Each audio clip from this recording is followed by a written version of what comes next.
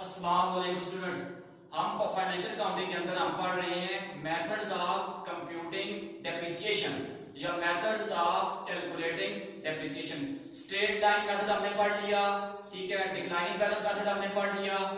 आज हम पढ़ेंगे सम ऑफ ईयर्स डिजिट मेथड कि सम ऑफ ईयर्स डिजिट मेथड, ठीक है। इसको लेकर हम क्या करेंगे, एक क्वेश्चन हल करेंगे ताकि आपको ये मेथड ज्यादा क्लियर हो जाए। तो सबसे पहले हम क्वेश्चन देखते हैं, फिर उसके साथ जब हम रेट निकालने जाएंगे तो सारा आपको पता चल जाएगा कि सम ऑफ ईयर्स डिजिट मेथड है क्या। तो उस क्वेश्चन देखें, कहता है Ali and brothers purchased a car for rupees 50,000, its useful life is 5 years and scrap value is rupees 5,000. Calculate the rate of depreciation under sum of years digit method and years digits method and prepare schedule of depreciation expense for the lifetime of asset यानी car. वो कहता है Ali and brothers ने के पास उन्होंने एक car खरीदी है कितने की, 50,000 रुपए की। उसकी यूजफुल लाइफ 5 इयर्स है, जब उसकी रेजिडुअल वैल्यू या स्क्रैप वैल्यू 5,000 रुपए है। यानी जब कार 5 साल के बाद चलने के बाद वो किसी कबाड़ वाले को दे दी जाएगी या उसका एक स्ट्रक्चर सा रह जाएगा, तो वो स्ट्रक्चर या वो उसका ढांचा सा 5,000 रुपए का कबाड़ वाले को हम दे देंगे, ठीक है। तो आप मेन मकसद ये है क्वेश्चन का कि हम इस क्वेश्चन को सम ऑफ ईयर्स डिजिट मेथड के जरिए किस तरह से करेंगे। तो क्वेश्चन आपको लिखा हुआ नजर आ गया होगा, ठीक है। अब सम ऑफ ईयर्स डिजिट मेथड में करते हैं क्या है, सम ऑफ ईयर्स डिजिट मेथड के अंदर हम ये करते हैं कि जितने जो उसकी यूजफुल लाइफ है उसके जो डिजिट्स हैं, यहां पे जैसे यूजफुल लाइफ है 1 2 + 3 + 4 + 5, तो ये जो उसकी यूजफुल लाइफ है 5 इयर्स, तो डिजिट कितने बनते हैं, ये 5 डिजिट बनते हैं। आपने इसका सम लेना है, क्या करना है, आपने इसका सम लेना है। आप इसको जमा करें, ठीक है, प्लस करें सारों को, तो ये आपके पास कितना आता है, 15 आ जाता है, ठीक हो गया। आपने इस 15 को डिनोमिनेटर रखना है, डिनोमिनेटर की जगह पर रखना है, ये देखें। और जो इयर्स हैं आपके पास, जो 1 2 3 1 2 3 4 5 जो इयर्स हैं आपके पास, इनको आपने न्यूमरेटर लेना है, ठीक है। न्यूमरेटर ले लेंगे, आपके पास कितना से हो जाएगा, फिर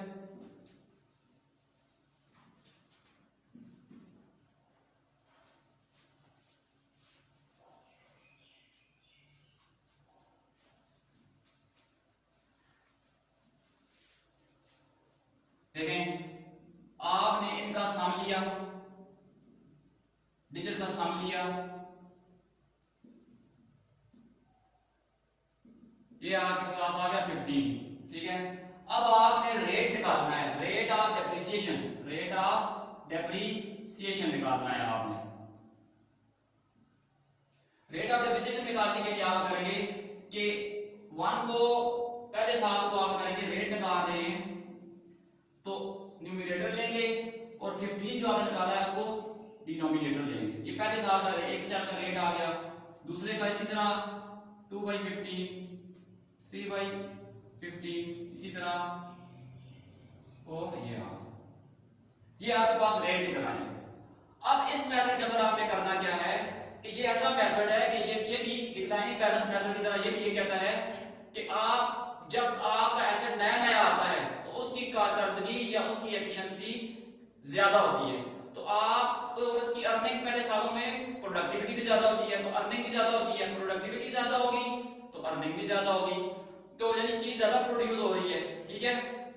अब ये जो कार है तो ये पहले सालों में अच्छी चलेगी, रिपेयरिंग इसकी जो रिपेयरिंग होगी वो कम होगी, मेंटेनेंस वगैरह का खर्चा या रिपेयरिंग का खर्चा कम होगा। तो क्या है, आप तो पहले सालों के अंदर डेप्रिसिएशन ज्यादा चार्ज करनी है, उससे अगले साल में कम करनी है, उससे अगले साल कम करनी है, बिल्कुल डिक्लाइनिंग बैलेंस मेथड की तरह।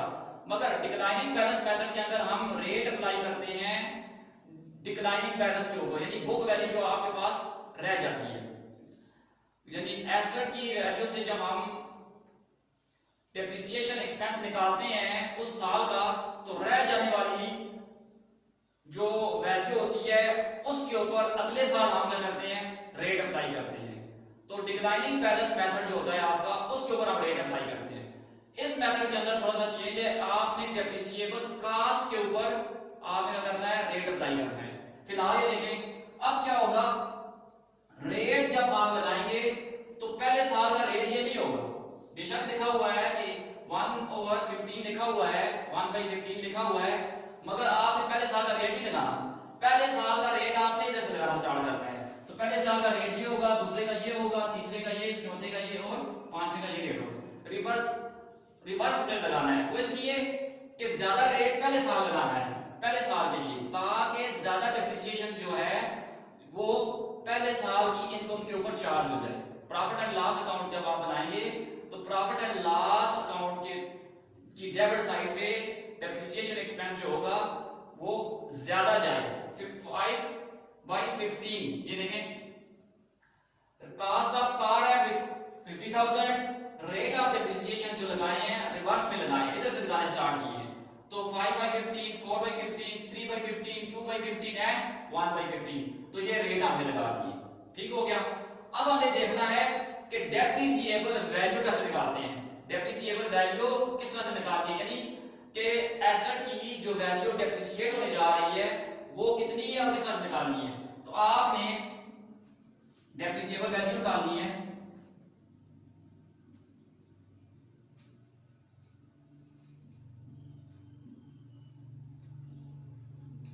डेप्रिसिएबल वैल्यू या कॉस्ट, ठीक है, ऑफ एसेट। आपके पास एसेट यहां पे कार है तो कार लिख देते हैं। किस तरह से, original cost of asset minus scrap value, ठीक है, minus scrap value. Original cost of asset कितनी है, 50,000 है, स्क्रैप वैल्यू कितनी है, वो 5,000 है, ठीक है। तो अब आपके पास ये रह जाएगा डेप्रिसिएबल वैल्यू जो है, डेप्रिसिएबल कॉस्ट जो है वो आपके पास रह जाएगी कितनी, 45,000, 45,000 रह जाएगी आपके पास। तो आपकी कार 5 सालों में 45,000 की खर्च हो जाएगी, कंज्यूम हो जाएगी, घिस जाएगी, फरसुदा हो जाएगी, ठीक है, घिस जाएगी। तो बाकी 5,000 तो आपको रिटर्न मिल जाएगा, यानी स्क्रैप वैल्यू तो आपको वापस मिल जाएगी, ठीक है। अब पहले साल की डेप्रिसिएशन एक्सपेंस निकालने का तरीकाकार क्या है कि रेट को मल्टीप्लाई कर दें डेप्रिसिएबल वैल्यू के साथ, यानी डेप्रिसिएबल कॉस्ट के साथ। आपने मल्टीप्लाई किया तो 15,000 डेप्रिसिएशन एक्सपेंस आया है पहले साल। पहले साल कार अच्छी कंडीशन में होती है, बिल्कुल नई नई है, ठीक है, तो पहले साल डेप्रिसिएशन उसकी ज्यादा होगी। सम ऑफ इयर्स डिजिट मेथड के अंदर यही कहा जाता है कि आपने, यानी इसमें इसका भी यही रूल है कि पहले सालों में एसेट की कारकर्दगी एफिशिएंसी ज्यादा होती है, तो पहले सालों में आप डेप्रिसिएशन भी ज्यादा चार्ज करो। क्यों, पहले साल एसेट जो है रिपेयरिंग कम मांगता है, उसकी मेंटेनेंस के खर्चे इतने नहीं होते, तो लिहाजा उसके प्रॉफिट एंड लॉस में से ज्यादा डेप्रिसिएशन एक्सपेंस निकालो। ठीक हो गया। फिर क्या होगा, अकम्युलेटेड डेप्रिसिएशन भी 15,000 ही रहेगी, पहले साल की है तो इतनी रहेगी, ठीक है। और बुक वैल्यू कैसे निकालनी है आपने, 50,000 माइनस 15,000, तो आपके पास ये आ जाएगा बुक वैल्यू कितनी आ जाएगी, 35,000। बुक के अंदर पहले साल जब आप इनकम स्टेटमेंट बनाएंगे तो आप इनकम स्टेटमेंट के अंदर डेप्रिसिएशन एक्सपेंस लिखेंगे कार का 15,000, 15,000, ठीक हो गया। बैलेंस शीट में जाएंगे आप, एसेट साइड पे कार माइनस डेप्रिसिएशन एक्सपेंस, ठीक है, या accumulated depreciation expense of car 15,000। आपने क्या करना है, एसेट साइड पे जाके बैलेंस शीट की कार लिखकर 50,000 माइनस एक्यूमुलेटेड डेप्रिसिएशन 15,000 करेंगे तो आपका एसेट्स बैलेंस शीट के अंदर 35,000 का रह जाएगा, यानी बुक वैल्यू एसेट की कितनी रह जाएगी, बुक के अंदर 35,000 रह जाएगी, ठीक हो गया। दूसरे साल का रेट आपने आप मालूम किया हुआ है, तो आप 4/15 करेंगे, इंटू करेंगे, किसके साथ करेंगे, वही डेप्रिसिएबल कॉस्ट के साथ, ठीक है। तो ये आपके पास आ जाएगा, मैंने कैलकुलेट करके रखे हुए हैं, ठीक है, तो ये आपके पास आ जाएगा 12,000। दूसरे साल की डेप्रिसिएशन एक्सपेंस आपका है 12,000 रुपए। अब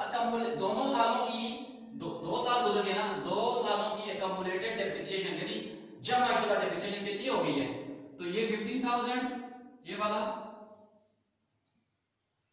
प्लस ये 12,000 इक्वल टू आपके पास आ गया कितना जी 27,000। ठीक है, 27,000 आपकी डेप्रिसिएशन हो गई है 2 साल की, जिसे हम क्या कहते हैं जी एक्यूमुलेटेड डेप्रिसिएशन कहते हैं। ठीक है, अब आप क्या करेंगे इस 50,000 में से यानी कॉलम 2 में से कॉलम ये 2 है इसमें से 3 4 और 5 -5 निकाल देंगे। ठीक है, ये वाला कॉलम निकालेंगे इसमें से। ठीक है, तो 50,000 में से 27 आप माइनस कर देंगे तो आपके पास कितना रह जाएगा 23,000 आपके पास बुक वैल्यू रहेगी। तो दूसरे साल के एंड पर आपके पास 23,000 रुपए का एसेट रह चुका है यानी कार रह चुकी है। तीसरा साल आया, आपने ये रेट अप्लाई करना है, तो रेट डेप्रिसिएबल कॉस्ट, तो ये आपके पास आ जाएगा, आप ये निकालेंगे तो 9,000। ठीक है जी, आपके पास कितना आ गया तीसरे साल का 9,000 आ गया। अब आप क्या करेंगे तीसरे साल की डेप्रिसिएशन प्लस दूसरे साल की कम्युलेटेड डेप्रिसिएशन को प्लस करेंगे तो ये आपके पास आ जाएगा 36,000। ये 36 यानी 3 सालों में आपकी डेप्रिसिएशन टोटल कितनी हो चुकी है वो एक्यूमुलेट होगा 36,000 हो चुकी है। अब 36,000 आपके पास आया तो अब आपने क्या करना है 50,000 में से 36,000 को माइनस करना है, तो बुक वैल्यू आपके पास रह जाएगी एसेट की 14,000 रुपए आपके पास बुक वैल्यू रह जाएगी। ठीक है, कैलकुलेट करके मैंने इरादा से इसलिए रख दिया कि टाइम जाया ना हो। फिर क्या हुआ अगले साल आप रेट अप्लाई करेंगे,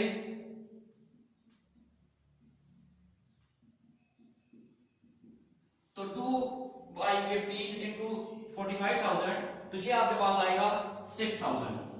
चौथे साल की डेप्रिसिएशन 6,000 है, तो लिहाजा एक्यूमुलेटेड डेप्रिसिएशन कितनी होगी 36,000 प्लस 6,000 तो कितनी आ गई 42,000।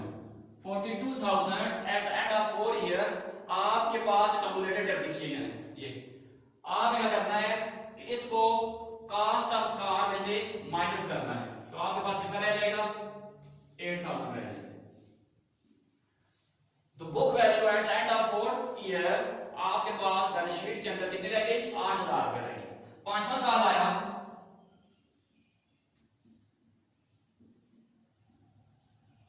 तो कितना बना आपके पास डेप्रिसिएशन एक्सपेंस कितना बना 3,000 रुपए बना।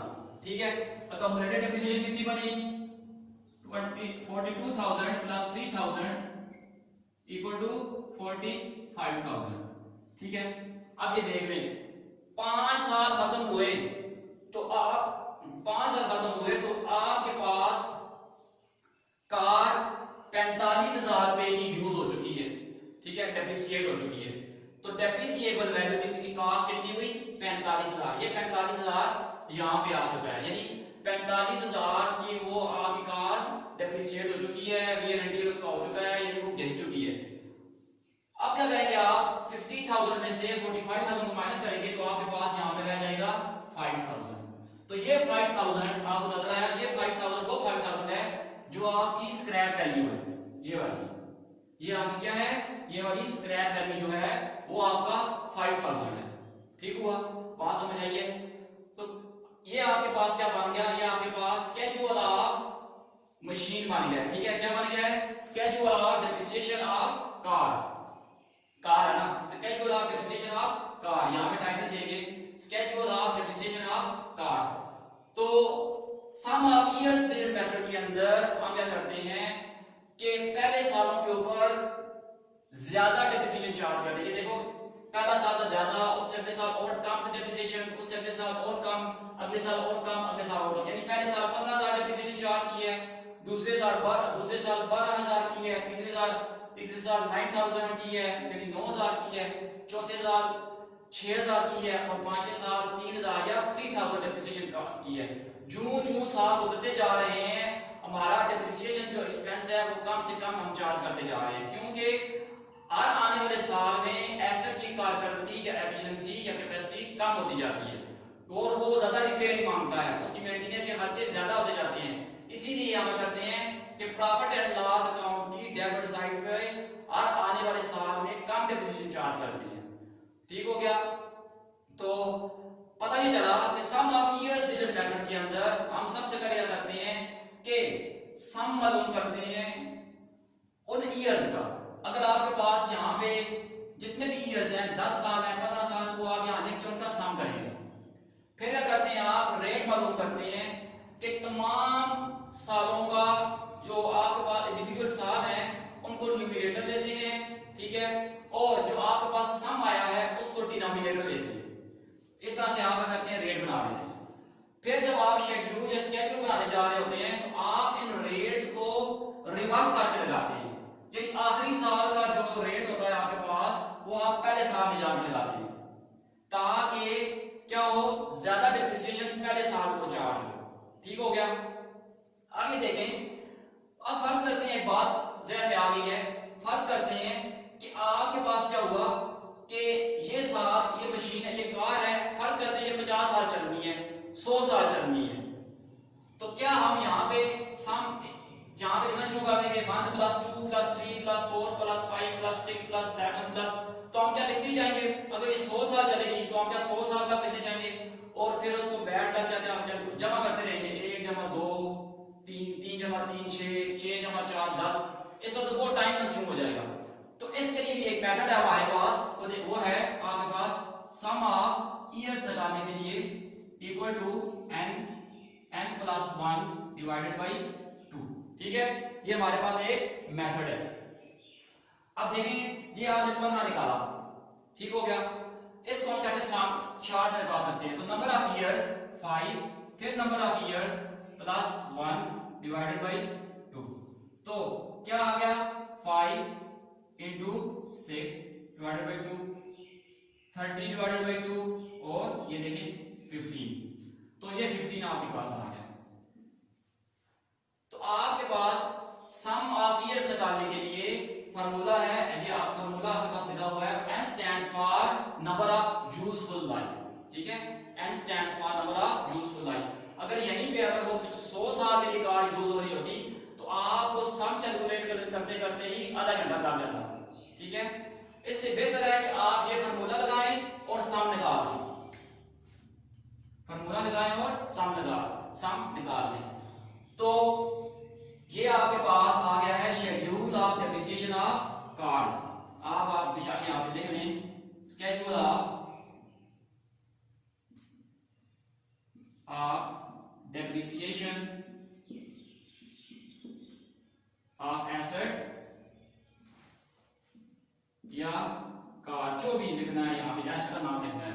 ठीक है, तो उम्मीद है कि आपको सम ऑफ ईयर्स डिजिट मेथड, और इसको हम सिर्फ ईयर्स डिजिट मेथड भी कहते हैं। ठीक है, इसको सिर्फ हम ईयर्स डिजिट मेथड भी कहते हैं, ईयर्स डिजिट मेथड, इसको हम ईयर्स डिजिट मेथड भी कहते हैं। तो उम्मीद है कि आपको ईयर्स डिजिट मेथड समझ आ गया होगा। पहला कॉलम आपने ईयर्स का रखना है, दूसरा कॉलम आपने कॉस्ट ऑफ कार या कॉस्ट ऑफ एसेट रखना है, तीसरा कॉलम आपने रखना है रेट ऑफ डेप्रिसिएशन, चौथा रखना है डेप्रिसिएशन एक्सपेंस। ठीक है, जो फॉर द पीरियड है, एनुअल निकाल रहे हैं, मंथली निकाल रहे हैं, ठीक है, हर 6 महीनों के बाद निकाल रहे हैं, जैसे भी। फिर एक्यूमुलेटेड डेप्रिसिएशन, तो आपके पास पहला कॉलम ईयर्स, दूसरा कॉस्ट ऑफ एसेट, तीसरा रेट ऑफ डेप्रिसिएशन, चौथा डेप्रिसिएशन एक्सपेंस या एनुअल एक्सपेंस डेप्रिसिएशन एक्सपेंस, पांचवा एक्यूमुलेटेड डेप्रिसिएशन, और छठा आपके पास बुक वैल्यू ऑफ एसेट। यहाँ पे मैंने बुक वैल्यू ऑफ कार लिखा है, तो आप बुक वैल्यू ऑफ एसेट लिखेंगे। कोई भी एसेट जो आपके पास है उसका या तो नाम लिख दें या सिर्फ एसेट लिख दें। ठीक है, तो आपके पास आपका स्केड्यूल तैयार हो जाएगा और सम ऑफ ईयर डिजिट मेथड उम्मीद है कि आपको समझ आया होगा। थैंक यू, शुक्रिया।